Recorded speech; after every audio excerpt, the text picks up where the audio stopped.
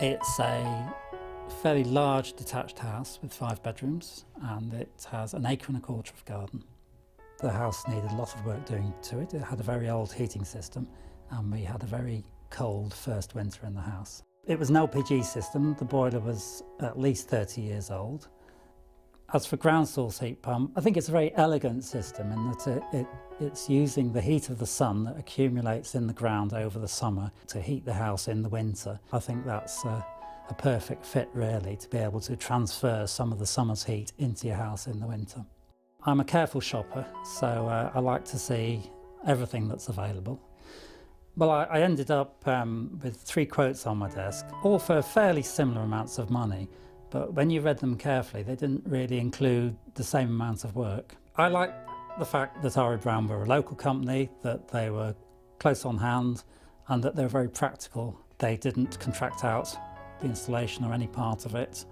With R.A. Brown, it was really the complete service. It was the heat pump, attention to how it's going to be distributed around the rooms. We've had some radiator upgrades, advice on insulation. We're using the existing distribution system, all the pipes, so it wasn't a full installation. All the radiators are in the same place. The heat pump really sits in its plant room and you don't know it's there. There's no noises, there's no issues. It adjusts to the outside temperature, and when it gets cold, it pumps a bit more heat in. When it warms up, it pumps a bit less in, and the house stays at a fairly constant temperature, whatever it's doing outside. In the house, it was absolutely fine. It was the garden, really, where it was a little bit more than we'd expected. It looked a bit like the Somme in the middle of the process. There were trenches everywhere. It's recovering. It's flat and green again. The principal, Richard Brown, is very forthright. He tells you exactly what he needs to make the system work. He doesn't leave gaps in his quotes.